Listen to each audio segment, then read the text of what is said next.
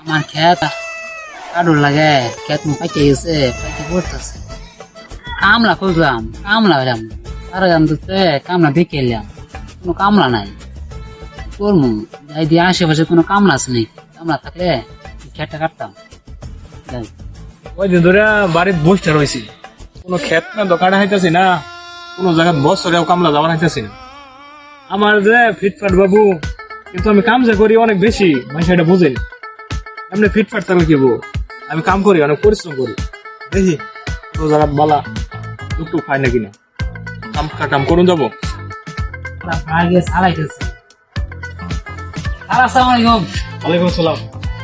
তাহলে আমার কামলা লাগে, খেত পাইতে গেছে, কামলা মামলা পানি কোথাও আছে নাকি? আরে ভাই আমি তো কামলা। এই, তুই যে কামলা, হাত পিনছ, প্যান্ট পিনছ, প্রশ্ন কিন্তু ঘুরে আসছে। হ্যাঁ, আরে ভাই এটা হইলো আমার স্টাইল, কিন্তু আমি কাম করি। আমার এই যে সাথে একটা ব্যাগ আছে, ব্যাগটা যদি রাখতেছি, ব্যাগের মধ্যে একটা লুঙ্গি আছে, একটা গামছা আছে। আমার এলাকার সবাই সদরঘাট বাবুরা, কারণ আমি কাম করি ঠিকই, কিন্তু আমি একটু ফুটবল আছে, স্টাইলিশ। এই যে লেগে আমি এটা আর কি দেখতেছেন যে এটা আমার স্টাইল, কিন্তু আমি কাম করি। আমি এই খেত কাটিয়া ফাড়া করে দিব এখানে, মিশিং এ আমার সমান হয়তো না। আমি এক কোপ দিয়ে যে মাটি উড়াই, বেকো দিয়েও এদুন মাটি উঠতো না।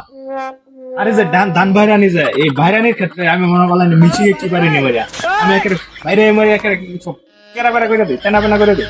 কিন্তু এর লেগে নিয়ে আমার এলাকার মানুষ সদরঘাট বাবুরা, আর আমি জোর দিয়ে ফিটপাট সেই সদরঘাট।